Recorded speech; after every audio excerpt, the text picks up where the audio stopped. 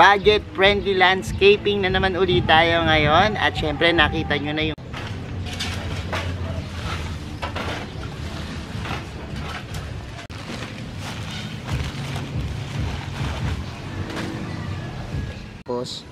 dito sa side na to. Ito naman ito naman yung ating...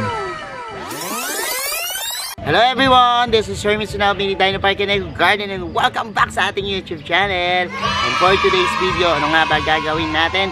Budget friendly landscaping na naman ulit tayo ngayon. At syempre nakita nyo na yung mga halaman na gagamitin ko, kasi ng previous videos nag-plant haul tayo, no? Today naman po, yan, isasagawa na natin yan, i-execute na natin yung ating landscaping, kaya panuorin nyo po ito, no? Kung ready na kayo mga ka-MTP, tutok lang po.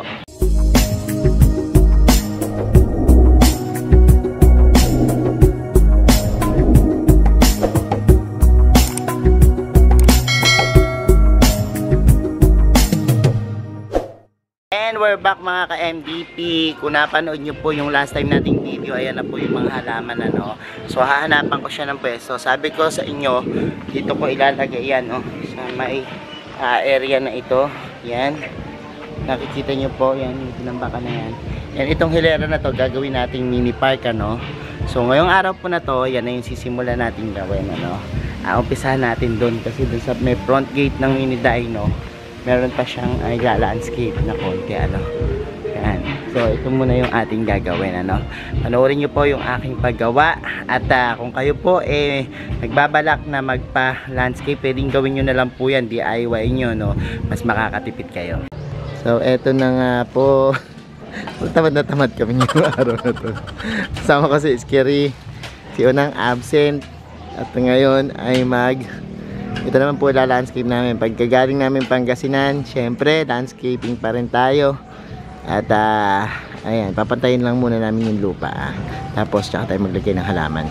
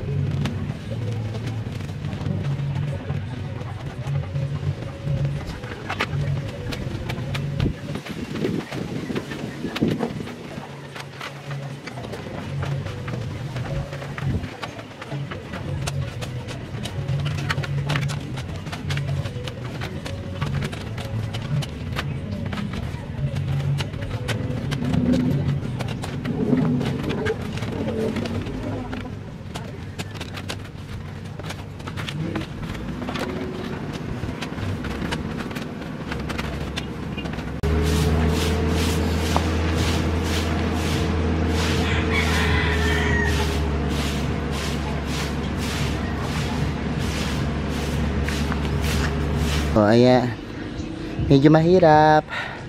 Yan yung nagawa namin, iskiri. Lukain ngayon naman, umpisa na namin yung pagla-landscape. Meron pa doon palang natitira na ila-landscape, pero unahin ko muna to para matansya ko yung halaman, ano. Feeling ko parang kukulangan yung halaman natin, pero anyways, umpisa muna natin dito kung saan na lang abutin.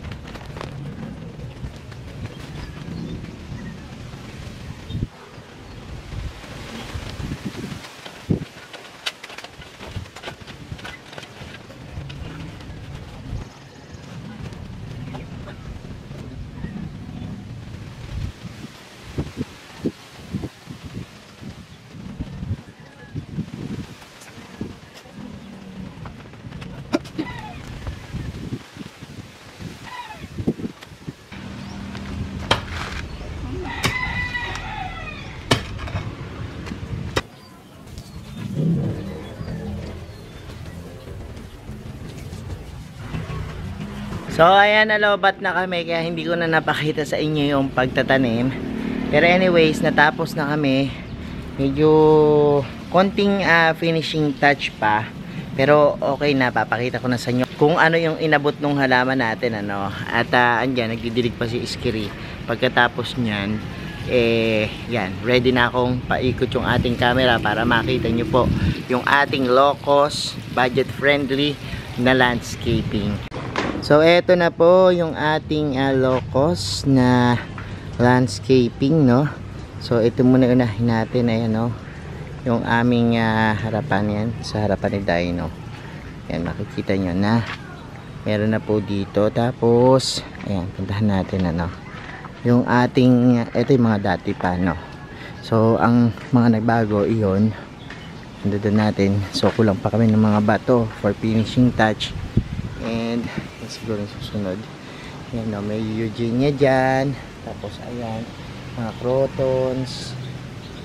Ayan yung ating Eugeniang mataas, nilagay natin dyan. Tapos dito sa side na to, ito naman, ito na yung ating ginawa. So dati ito masukal na masukal, no, laki na ng pinagbago, grabe. itong ating harapan na ito. Ang laki na ng pinagbago niya at yan, pwede nang tambayan to, no? At yan, meron tayo nilagay ng mga scarlet, yan, croton stain, yung miyagos, gustong gusto ko talaga yung mga miyagos kasi ito magandang ipan-display, nakakadagdag siya ng kakaibang touch, ano, kapag yung miyagos yung nilagay. And tapos binauna natin yung ating yuka na dalawa, dito natin nilagay sa magkabilang gilid. Tapos dito naman yung ating dragon, ano. And dito, yan, naglagay din tayo ng yan, mga iba't ibang crotons pa rin. Maganda talaga ang crotons, ano. Tapos yung ating battle brush dyan, lagay natin dyan. And ayan, so kita nyo naman, yan na po. Ang kulang na lang dito siguro yung Bermuda grass, ano, tsaka yung iba pang mga white na pebbles. Sa mga susunod na araw, yun yung ilalagay natin kasi isipa ko kung ano yung mga pwedeng ilagay dito sa ating garden na ito, no, yung ating ginawang landscaping, ano. So ito possible, iniisip ko kung ano pa pwedeng ilagay dito sa may gilid, pero ito lalagyan natin ng mga Bermuda grass para hindi bitin yung Bermuda grass natin doon, ano. So itong area na to, yan dito, yan, pwede na siyang tambayan. So ito na yung ating nagawa at ang sarap sa pakiramdam, sarap sa mata na yung dating magulo, masukal, madamo, pangit na area ay napapaganda natin, ano. And yan po mga ka-NDP, yun lang, oh, kita nyo. Natutuwa ako kasi dati doon lang sa bungad yung nagawa natin. Ngayon ang laki yung nasakop natin na napaganda, oh, diba? So ayan mga ka-MDP, napanood nyo na yung ating video for today at nakita nyo na yung ating ginawang landscaping. And di pa yan tapos, abangan nyo pa po yung susunod, yung finishing touch naman itong ating ginawang area na to, ano. At ayan, sa mga interesado po na mag-landscape, yan po, meron na kayong pattern. Pwede nyo pong gamitin yung mga ganyang halaman, mga outdoor plants na talagang matitibay sa arawan at ulanan, no? At maganda pong ilagay sa mga harapan ng bahay. At syempre, nagdadagdag sila ng attraction, ano. At ayan, thank you so much sa inyong panonood. And sa mga hindi pa po nag-subscribe sa ating YouTube channel, kung bet na bet nyo po ganitong usapan, plants, gardening, and syempre plant styling, mag-subscribe na po kayo. Na huwag nyong kalimutang i-hit yung notification bell para laging updated sa aming latest uploads, pati po sa iba't iba nating social media accounts, sa ating TikTok, Instagram, Facebook pages. Search lang po Hermy Sunaho or Mini Dino Park in Eco Garden, nakikita nyo na yan. Salamat na maraming mga ka-MDP, and this is Hermy Sunaho nagsasabi sa inyo ng happy planting. Bye bye.